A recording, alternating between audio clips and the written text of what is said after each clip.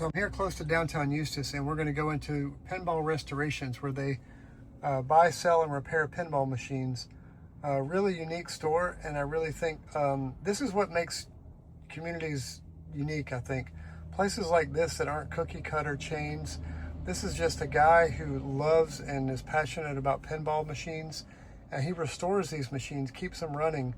I mean, this is an amazing entrepreneur here that we need to really help and promote. And he says he's got tons of business, and he buys and sells machines all over the country. I can't wait to see what's inside of here. I've never been in here before. The dinosaur, it's got to locate the dinosaur before you can actually play it. Really? So, because he gobbles up the ball. Oh my gosh, that's so cool. And it kicks it out over here. But he locates where he's at, and then the game will start. Wow. But we added these side decals. Oh really? So that's not stock? No, normally it's just black, like see on the inside of it. So we had that, replaced the plastic ramp, because a 40-year-old plastic ramp that was hit with a steel ball. Right. Over the years, it's all broken. And so all of the incandescent bulbs come out, and you replace it all with LEDs. Correct. Yeah. And then what about the electronics? Do you have to? Yeah, the boards get pulled out, they get serviced. Sometimes boards need to be replaced, we replace them. So I try to get all that stuff done up front, so when somebody buys it, you know, it's ready to go. They don't need to worry about having to replace a board in a few months. So like this is new, the artwork back here, that's new. That's so this here is new? Yep. Really? Yeah, so that decal somebody makes, they don't make them for all the games, but a lot of games they do. So you actually had to recreate this. We didn't, but there's somebody that does it. Somebody does Somebody has the artwork. Wow. Yeah. And then I put these bulbs back here. They're called fire bulbs. And they kind of just flicker and flicker. Right. Very cool. But there's just a lot going on with this. You know, you fire the gun here. It's got a smart missile you can blow things up with. Nice. Wow. We had, so it's kind of dark in the back on a lot of these games. So when dinosaurs ruled the earth, that was there. Yeah. But we added an LED light strip back there, so it actually lights it up and you can read it. Right. Built in 1993. And he puts what he rebuilds and what he does up there. Very cool. This is Harley Davidson machine. Oh wow. Wow. So this one, so once it boots up. Well, this is neat because you're combining Harley Davidson and pinball, so you get all the 80s flavor. Yeah. So this has a clear glass on it called Invisiglass, so it looks like you can reach right into it. Right. Compared to like that one. Wow. This is a 3rd edition, so they only made 300 of these in 2004. So it's got specific graphics here, the play field, the cabinet, all specific graphics. It's got a chrome package where all this has been chromed. Very Harley. Yeah. And even the side rail, I mean the hinges, they're chromed as well. Nice. And so what is This is a 4-ball multi-ball game. So multi-ball game, there's 4 balls kind of locked in the chamber or loaded in the chamber. And you lock the ball, the motorcycle lifts up, you lock the balls in there. And then when you earn what's called multi-ball, all the balls get kicked out at the same time. And you're playing 4 balls, you know, kind of in just defense mode. Wow. You know, but that's how a lot of the newer games went to multi-ball. So what's the oldest pinball machine you've ever worked on? Probably 1966 Williams A-Go-Go. Wow. So that was an old mechanical game where it had score reels, and score reels, you know, that rotated. We don't do those anymore. We only do electronic games. Sure. Basically 1977 and newer. Just too much labor to do those. Yeah, too much, and you know, you can spend half a day, a whole day, just resolving 1 or 2 problems. Wow. So, you know, everything in there is so many switches. There, you know, the metal's 50 years old, so those are all fatigued. So we stopped doing those. So we got Bullwinkle, Ninja Turtles, Lost World, Secret Service. Wow, some little horror here. Neat. Shooter, hockey, police, doctor. Oh, it's James Bond. You got the James Bond here. Wow, with the Aston Martin here. And wow. Frankenstein, Terminator, roller coaster, Harley Davidson. God, he's got it all. Buck Rogers. And he sells these all across the nation. All right. Oop. And he repairs them all in-house. Beautiful Star Trek machine. So these are the ones that have been sold, Yeah, and they're just waiting for delivery. waiting on delivery. Yeah. So this one's a 2022. Oh, wow. This is a 1978 or 9. I think Oh, it so is. 1978 now. See, 78, yeah. now we're getting into the cool old stuff. This is what I remember. I remember the bumpers. They all had the bumpers. Yeah. And this whole, pretty much all of them had that chute that went around. Yeah. Pretty. All the artwork has been done, so the cabinet's all been redone. Wow. And this is like this would be like a rotisserie frame-off restoration on a car, essentially.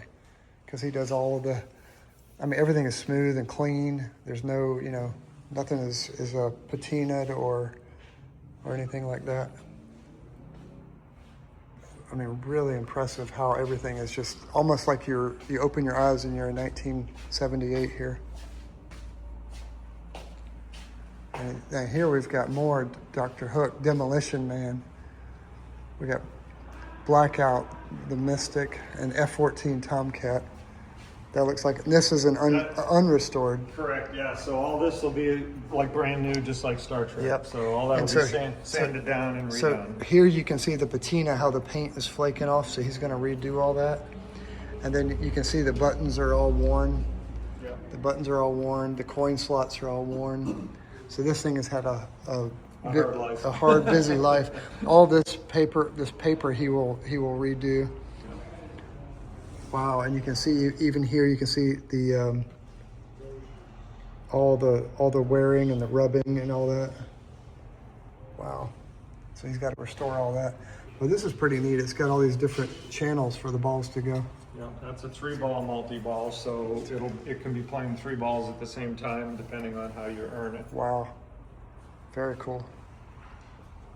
And do you buy them or do you do where somebody brings in one to you and then you... I keep 1 or 2 slots open for that. That's not the big part of what we do. Right. But I know customers need it, and a lot of them are local here. Okay. So we do that, but I only have a couple slots open. Okay.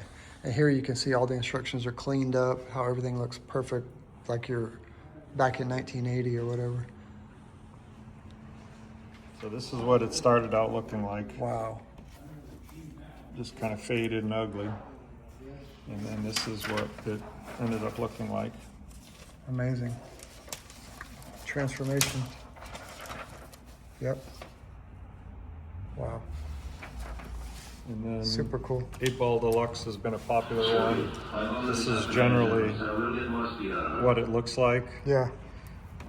And then Do you ever get our version. Star Wars pinball games? Yeah, we do, yeah. They're pretty rare though. They're just hard to come by. People hold on to them. Right. So that's all custom graphics that we do. Okay. To get rid of that gold, red, and black that was on the other page. So, oops. So guys, don't crush your pinball machines. No. Please restore them. Even for parts, hold them for parts. Yep. That's how that looked. Isn't that beautiful? Beautiful. And what are the more, I guess the more valuable ones that people should look out for? Well, a lot of it's a matter of taste. I mean, of course, your Star Wars, Jurassic Park, that type of thing. So but the big movies. Yeah, and most I of see the Close Encounters here. Yep. So all the newer games are themed. The older games are just kind of generic type of things. Right.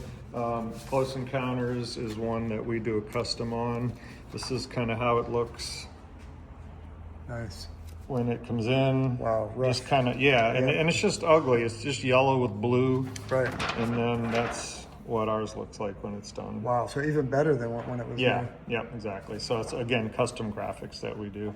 Now, do the purists scream that they want the original, or? No, not really. Okay. Most of my customers are like self-employed guys over 50, Uh-huh. and they just want it to look nice in their And in their room, in the man cave. Yeah, exactly. Okay. So that they would prefer actually having it look nice rather than just something yellow and ugly like the original. So do you know any customers that have 50 of them in their house that are kind of? Yeah, I've got some. We had 3 machines go out yesterday they went out of state. 2 of them went to one particular collector who's got over 40 games.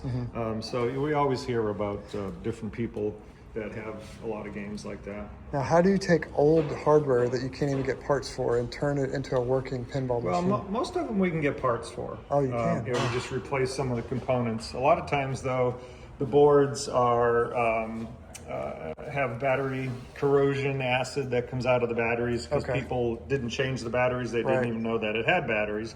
So it kind of wipes out the board and sometimes wipes out multiple boards. So in that case, you can replace them. And there's a lot of replacement boards these days out there. But we always try to use the original boards when we can. Right, because you can get an emulation, but it's not the same. Right. Sometimes there's compatibility issues with the new boards. And even though they say that they used the original schematics when they made them, there's still compatibility issues. So. Yep. Wow. But we save these all for parts because some of the original parts are hard to find. So. Now, are you doing your own soldering? Yeah. And so you figure out if it needs a transistor or Correct. Yeah. Or a capacitor or something like that. Yeah. Wow, that's amazing. And the old dip switches here. Yeah. Wow, amazing. 2 things. Wow, look at this. This is behind the board here. Oh yeah. Look at that. Wow, talk about complex. I mean, I wouldn't even want to imagine how to do that wiring harness and all that. Spin it around for you. Sure. Wow. Whoa. So this is a really roached out one. Yep. So is this even is this salvageable? Yeah. Yep. So they make a new top for this that we put on. Okay. It has all the artwork. So we got to strip it down. Sand it, so you're not actually sitting there painting it by hand. No. Okay. No. But how do they have artwork for all? You said there's it's still licensed artwork. So really? there are certain people that can produce them. They have to get approval from the license holders. Wow. And then they can get the original artwork and use it, but it's all licensed product. That's so amazing. They gotta, pay for the license. So is this company Bally still in existence? No, they're none gone. of these are still in existence. Wow, but who has those licenses? A place called Planetary Pinball carries, and they're out of Nevada, I think. Wow, that's amazing. They carry most of it. That's amazing. This isn't for this game. Right. This is how the artwork gets fixed. So artwork comes back in. So this is actually great. It's like a piece of Lexan or plexiglass. Exactly. Yeah, and it's got the artwork on it. So you have to prep the surface underneath. Sure. All the numbers and the letters are here, so that all has to come off the original playfield. Great. So that's that. That's amazing. And there's one more in the back room for the F14. It's got all his paints over here for touch up. Yep. Yeah, small touch ups. We can do like that. That's amazing. But F14, let me see.